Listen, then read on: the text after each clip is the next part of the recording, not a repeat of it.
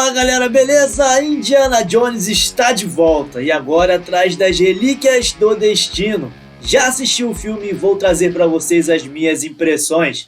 Particularmente eu digo que é um tema bem caro à minha pessoa, eu gosto dessa franquia e principalmente do ator Harrison Ford, que simplesmente emplacou Star Wars, Blade Runner, o próprio Indiana Jones, A Testemunha, O Fugitivo, Inimigo Íntimo, Loucuras de Verão e muito mais. E o filme começa como sempre começou, com uma mini história de início, meio e fim. Aliás, esse é um formato que o Spielberg se inspirou em 007. Ele sempre quis dirigir um filme do 007. Há muito tempo atrás, quando ele era apenas um jovem diretor, ele tentou os direitos do James Bond, mas não liberaram para ele justamente por ele ser muito jovem. Reza a lenda que em 1977 ele estava ali aflito e preocupado com o resultado do que seria as bilheterias de Contatos Imediatos do Terceiro Grau, assim como George Lucas estava preocupado com Uma Nova Esperança, Star Wars, o episódio 4. E dizem que numa viagem para o Havaí, os dois conversando, Spielberg revelou o desejo, a vontade que tinha de dirigir um filme do 007. George Lucas então disse que estava desenvolvendo uma história com base em um arqueólogo aventureiro e que esse poderia ser então o 007 de Spielberg. George Lucas seria o produtor e Spielberg o diretor. A ideia foi para frente, eles pensaram no próprio Harrison Ford para viver o Indiana. Aliás, Indiana é o nome do cachorro de George Lucas, um malamute do Alasca, que inclusive inspirou a fisionomia do Chewbacca. Olha só que cachorro importante para o cinema, não é mesmo? Então eles pensaram no próprio Harrison Ford para viver o Indiana Jones, mas depois repensaram porque o Harrison Ford estava muito identificado como Han Solo em Star Wars, e aí pensaram então chamar Tom Selleck, que aceitou o papel, mas acabou não sendo liberado porque tinha contrato para fazer a série Magnum, uma série que também fez muito sucesso lá nos anos 80, e aí então acabaram voltando a carga para Harrison Ford e deu muito certo. E esse filme, essa nova história de Indiana Jones não foi dirigida por Steven Spielberg, mas caiu em excelentes mãos de James Mangold, um diretor que sabe fazer esse tipo de filme com perseguição, com espionagem, com caça, com corrida. Basta citar Os Indomáveis, Encontro Explosivo, Ford vs Ferrari, Logan, Johnny and June, e eu gostei bastante desse Indiana Jones dele. É muito emocionante ver de novo Harrison Ford como Indiana Jones, já nesse prólogo,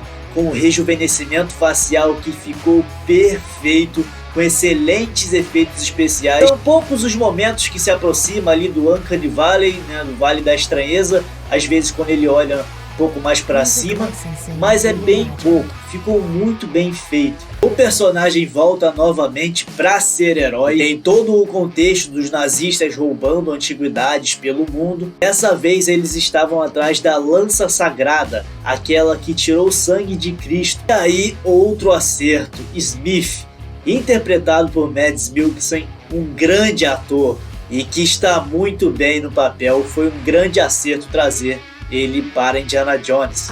Indy é novamente capturado e o seu melhor amigo, o arqueólogo, o professor Basil, também é capturado, dois americanos, ali num trem com uma viagem nazista, e logo a gente descobre que a lança que os nazistas estavam procurando era falsa, era uma réplica, apenas uma reprodução. Sendo assim, o outro item que passou a ser o grande alvo do Führer e dos nazistas é a Anticítera, mostrador de Arquimedes. E quem o conseguisse podia ter poderes de um deus. Arquimedes, que foi um matemático, um inventor que criou uma maneira de colher a energia do Sol no Mediterrâneo com espelhos côncavos e direcioná-los contra os navios romanos e incendiá-los. A maior evidência dentro da arqueologia para provar que isso de fato aconteceu é a Anticítera. E depois de um confronto incrível em cima do trem, Indiana e Basil conseguem fugir com o mostrador, um artigo que era muito querido e muito desejado pelo Führer. E aí corta para 1969, o ano que se passa a grande história do filme, e vemos Henry Jones em sua casa,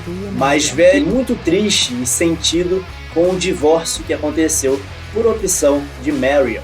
E ele estava se aposentando da sua profissão, ele era professor de arqueologia, depois de mais de uma década de curso. E vemos uma cena que é emblemática para esse filme ali na sala de aula, onde ele está como professor. E dentre os alunos temos vários tipos, aqueles que não estão prestando atenção na aula e aqueles que não paravam de pensar no voo dos astronautas Neil Armstrong e Buzz Aldrin. O filme se passa em 69, que foi também um ano marcado por protestos nas ruas de Nova York. Tem ali uma espiã no meio da sala de aula e uma aluna muito interessada no conteúdo que Henry Jones estava passando. Essa aluna é Helena Shaw, filha de Basil, aquele amigo de Indiana Jones, arqueólogo, professor, que já havia falecido. Ela também se formou em arqueologia, seguiu os caminhos do pai e agora queria um doutorado. E a tese dela era que no ano de 1902, alguns mergulhadores gregos encontraram enormes navios romanos naufragados na costa da Grécia. E ela queria achar o mostrador de Arquimedes, aquele que Indiana Jones e Basil conseguiram décadas atrás dos nazistas, mas que acabaram perdendo num rio da França. E ela conseguiu um mapa que indica o único rio em toda a rota daquela viagem de trem. Ela quer ir lá e se tornar, segundo ela, uma arqueóloga renomada. E outro grande acerto desse filme foi essa atriz, Phoebe Waller-Bridge, que realmente entrou no clima de Indiana Jones, e tem um excelente timing para esse tipo de filme de aventura, e teve também uma grande química com Harrison Ford. O filme usa as cores como elemento da narrativa para nos contar a história. A Helena Shaw, ela aparece com uma camisa vermelha, o que indica que ela não é tão confiável, e pouco a pouco vamos conhecendo ela melhor. Ela se aproxima de Indiana, dizendo que é filha de Basil, e realmente é. Ela está atrás do mostrador de Arquimedes, algo que seu pai queria, algo que Indiana Jones já conseguiu um dia. O Indiana Jones diz que na verdade o que ele tinha era a metade do mostrador e que faltava a outra metade. E ele então leva a Helena ao grande arsenal ali cheio de antiguidades, e aí conhecemos de fato qual é a real intenção de Helena, pois em determinado momento os nazistas também encurralam eles, porque aquela espiã da sala de aula passou as coordenadas para eles, e aí no momento de agitação Helena Shaw foge com o mostrador, deixando Indiana para trás, e Indiana é novamente capturado pelos nazistas.